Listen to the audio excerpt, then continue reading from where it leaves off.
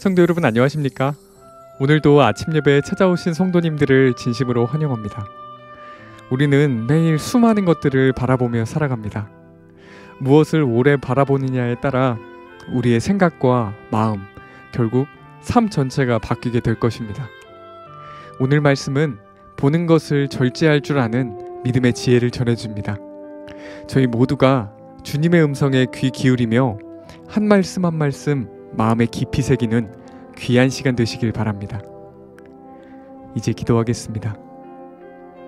하늘에 계신 아버지, 오늘도 저희의 발걸음을 이 아침 예배로 인도해 주셔서 감사합니다. 오늘 무엇을 바라보며 무엇을 마음에 담고 살아야 할지 말씀으로 가르쳐 주실 때 간절한 마음으로 말씀을 붙잡을 수 있도록 도와주시옵시고, 스쳐 지나가는 이 세상의 영상보다 주님의 말씀을 붙잡고 저희의 마음과 눈과 생각을 지킬 수 있는 힘을 허락해 주시옵소서.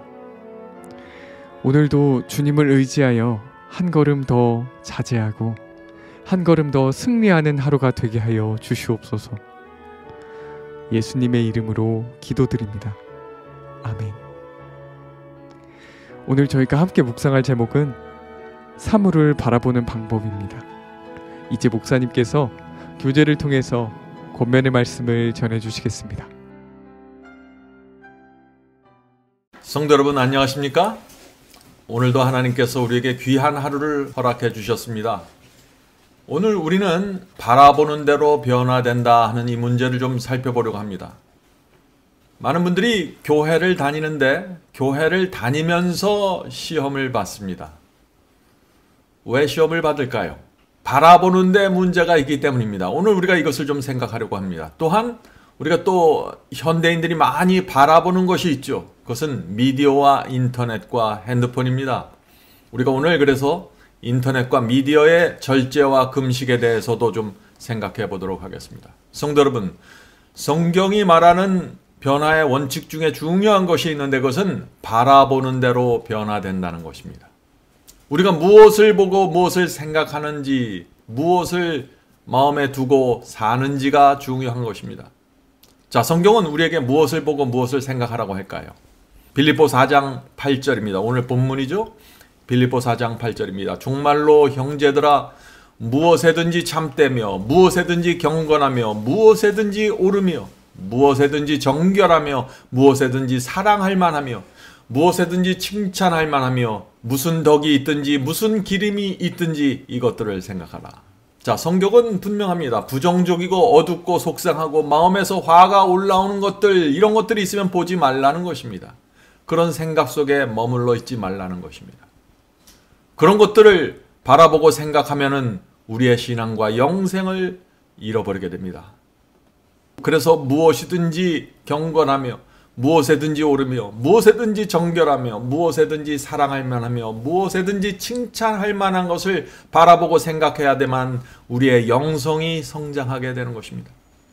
성도 여러분, 우리가 이해할 것은 사탄은 우리 마음에 역사하려고 시시탐탐 노리고 있다는 것입니다. 그래서 우리가 사탄의 공격을 막으려면 우리의 마음에 방어벽이 쳐져 있어야 되는 것입니다. 자, 그래서 오늘 이 문제를 좀 살펴보려고 하는 것입니다. 본문 읽겠습니다. 성령을 의지해 방어벽을 치지 않는 인간의 마음에 사탄이 역사할 권세를 가지고 있는 한 선악간의 엄격하고 진지한 투쟁은 계속 있을 것이며 하나님의 자녀라고 주장하는 자들 가운데서도 악이 나타날 것이다. 성도 여러분, 우리 마음에 방어벽이 쳐져 있어야 합니다. 방어벽이 없으면 사탄의 그림자가, 사탄의 영향력이 슬금슬금 들어오게 되는 것입니다. 우리 마음이 사탄의 영향 아래 들어가게 되면은 죄와 악이 나타나게 되는 것입니다. 자, 우리 마음에 어떻게 그러면 방어벽을 칠 수 있을까요? 두 가지가 필요합니다. 첫째는 마음에 선한 것을 계속해서 넣어주어야 합니다. 그리고 악한 것이 들어오는 것을 막아야 합니다. 단순합니다. 선을 받아들이고 악을 막아야 되는 것이죠. 그래서 우리가 하나님의 말씀을 날마다 우리 마음속에 넣어주어야 하는 것입니다. 아침 예배 드릴 때 우리가 말씀을 묵상할 때마다 깨끗하고 맑고 순수한 말씀을 우리 속에 받아들여야 되는 것이죠. 또한 동시에 우리가 하루를 살아가면서 부정하고 더럽고 악한 것들을 바라보지 말고 생각하지 말고 그 안에 머물러 있지 말아야 되는 것입니다.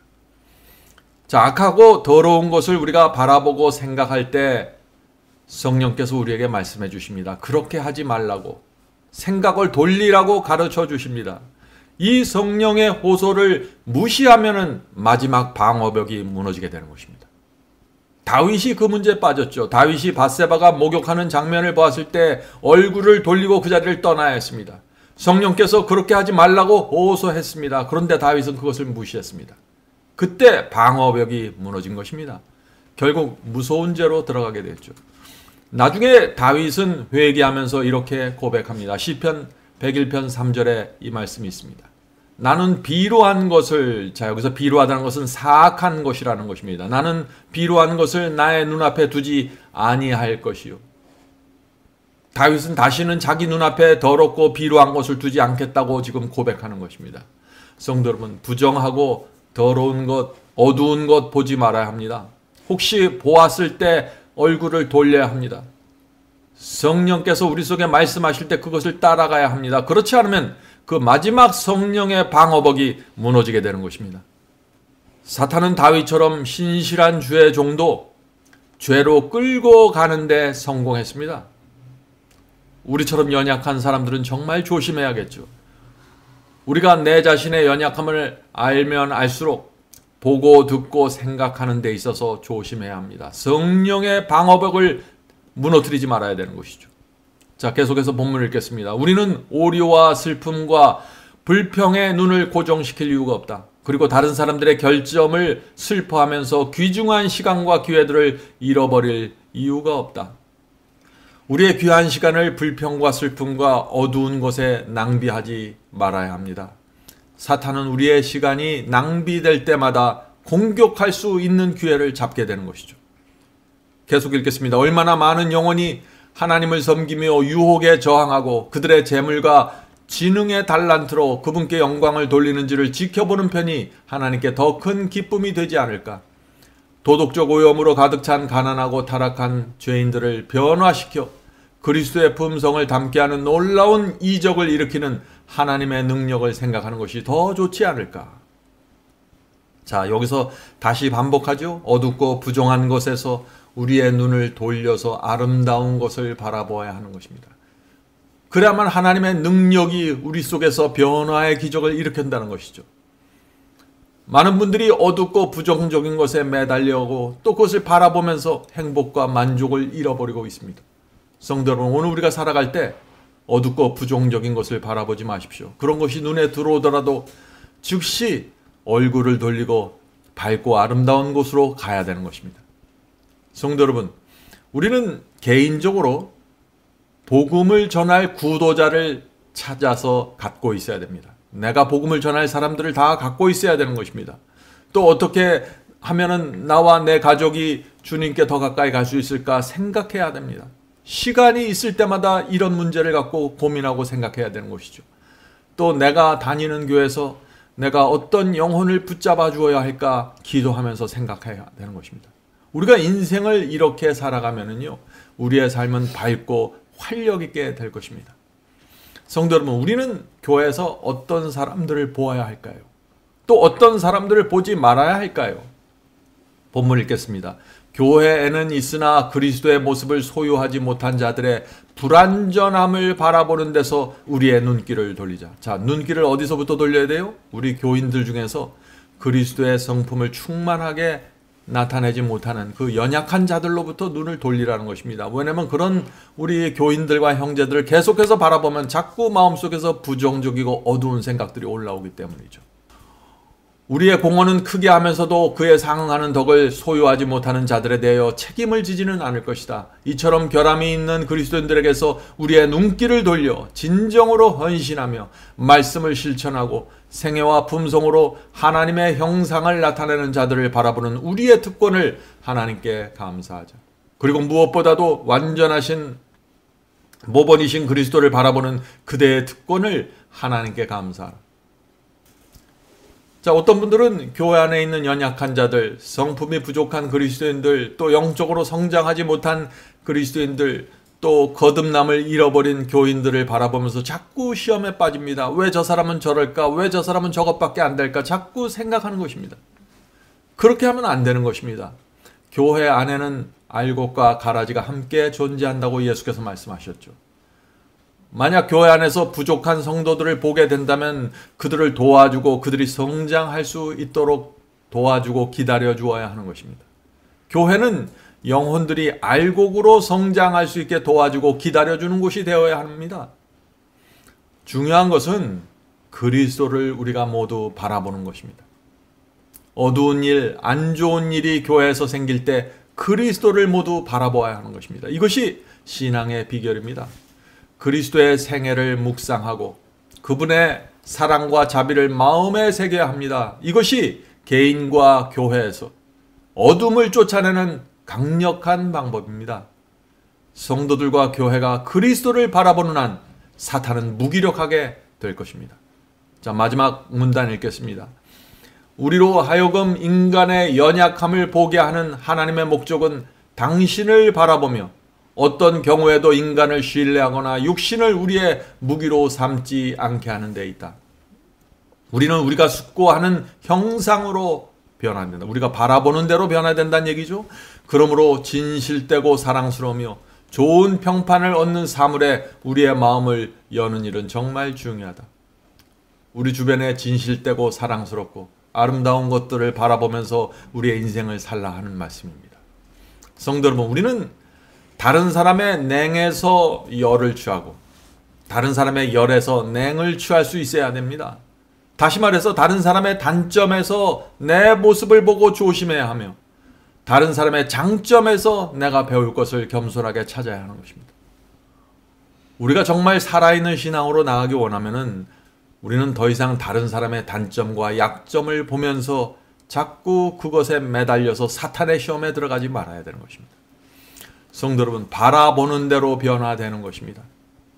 내가 바라보는 대로 내 마음속에서 내 마음의 분위기가 형성되는 것입니다. 자, 바라보는 것이 얼마나 중요한지 한 예화를 제가 들려드리겠습니다. 미국의 어떤 마을에 갑자기 폭풍이 불어왔습니다. 그래서 그 마을의 텔레비전과 인터넷망을 완전히 엉망으로 만들어 버렸습니다. 그래서 그 동네 사람 누구도 텔레비전과 인터넷을 사용할 수 없게 되었습니다. 스마트폰과 아이패드도 사용할 수 없는 상황이 되어버렸습니다. 자, 그로부터 며칠이 지나갔습니다. 마을에서 이상한 일이 생겼습니다. 아이들이 가정의 그 거실의 소파에 앉아서 나오지도 않는 텔레비전을 바라보고 있는 것입니다. 그들은 한동안 그렇게 앉아있다가 아무것도 나오지 않는 텔레비전을 향해서 이런저런 얘기를 하는 것입니다. 아이들이 지금 왜 이럴까요? 아이들은 너무나 오랫동안 많은 시간 동안 본 그 텔레비전에서 환상을 보는 것입니다. 오늘날 많은 아이들이 또 성인들이 이 텔레비전과 인터넷을 통해서 이상한 습관을 갖고 있는 것입니다. 너무나 아주 오랫동안 고착되어 있던 습관을 갖고 있는 것입니다. 그래서 보이지 않는 환상을 자꾸 TV에서 보는 아이들이 생기는 것입니다. 그래서 그 동네에 있는 어머니들이 모여서 자녀들이 그렇게 하는 이야기들을 서로 나누는 것입니다. 몇 주 동안 우리 아이들은 마치 혼을 잃어버린 것처럼 집안을 서성거리면서 방황했습니다. 라고 말을 했습니다. 아이들의 이런 모습을 본 그 마을의 부모들은 이제 다시는 텔레비전을 사지 않기로 결정했습니다. 인터넷을 연결하지 않기로 결정했습니다. 그 대신 아이들을 데리고 산으로 게을러 나가서 뛰놀게 했고 낚시를 즐길 수 있도록 했다고 합니다. 태풍이 불어온 이후에 그 아이들은 전혀 다른 아이들이 되었습니다. 부모들도 아이들과 함께 자연계에 나가서 많은 시간을 보낼 수 있게 되었고 자신의 가정과 생활에 놀라운 활력과 생명력이 넘치는 것을 발견할 수 있었다고 합니다. 이 태풍이 불어온 이후에 인터넷과 텔레비전이 망가진 이후에 동네 사람들은 집 안에서 집 밖으로 나가게 되었고 더 많은 시간을 오교에서 보내게 되었다고 했습니다. 그 동네에 사는 한 어머니가 이렇게 이야기했습니다. 변화하는데 시간이 걸렸습니다. TV를 며칠 동안 꺼놓는다고 해서 갑자기 변화가 생길 것으로 기대해서는 안 됩니다. 인터넷과 텔레비전이 남긴 결과와 영향을 완전히 제거하는 데에는 시간이 걸렸습니다. 성도 여러분, 우리의 아이들이, 우리의 가정이 오랫동안 TV와 인터넷의 노예로 살아왔기 때문에 여기서부터 해방되는 데는 시간이 필요한 것입니다. 자, 가정에서 TV와 인터넷을 없앤 후부터 그 동네 아이들은 제 시간에 잠자리에 들어가게 되었다고 했습니다. 아이들은 게임을 중단하게 되었고 충분한 수면을 취할 수 있었고 식사 시간에도 느긋하게 앉아서 서로 대화를 나눌 수 있게 되었습니다. 가족들은 서로의 문제를 들어주고 함께 대화를 나누게 되었습니다. 행복한 가정이 되었습니다. TV와 인터넷이 없어지자 이상한 마술 상자의 그 노예 생활에서 풀려나 해방된 것입니다. 성도 여러분, 바라보는 대로 변화됩니다. 인터넷과 텔레비전을 얼마나 사용하고 있습니까? 현대인들이 텔레비전과 컴퓨터의 동영상 때문에 신앙과 성품에 어떤 영향을 미치고 있는지 우리 스스로도 잘 느끼지 못할 정도로 우리는 깊이 들어가 있는 것입니다. 이번 기회에 좀 잘 따져보시기 바랍니다. 여러분들이 하루에 얼마나 많은 그 시간을 컴퓨터와 텔레비전에서 보내고 있는지 말이죠. 보지 말아야 할 것을 계속 보아야 하는 생활, 듣지 말아야 할 것을 계속 들어야 하는 생활, 생각하지 말아야 할 것들을 계속 생각해야 하는 생활, 상상하지 말아야 할 것들을 계속해서 상상하는 생활.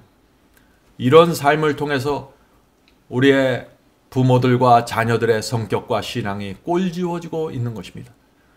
또한 그런 것들을 통해서 사탄이 우리의 마음의 영적인 분위기를 계속해서 공격하는 것입니다. 성도 여러분, 인터넷과 텔레비전에 연결되어 있는 이 탯줄을 자르기로 결정할 때가 되었습니다. 계속해서 우리는 인터넷과 텔레비전을 통해서 악한 영향을 받고 있는 것입니다. 나는 더 이상 그것을 보지 않을 거야 라고 말하는 것만으로는 충분하지 않습니다. 왜냐하면 일단 화면에서 영상이 나오고 그림이 나오기 시작하면 많은 사람들이 최면 상태에 들어갑니다. 20년 전에는 텔레비전 중독이 심각했는데 이제는 스마트폰 중독, 인터넷 중독이 심각합니다. 절제해야 합니다. 필요하면은 인터넷을 금식해야 합니다. 그리스도를 바라보는 것보다 인터넷 영상을 더 많이 바라볼 때 우리의 성품에 어떤 상처가 생기게 될까요?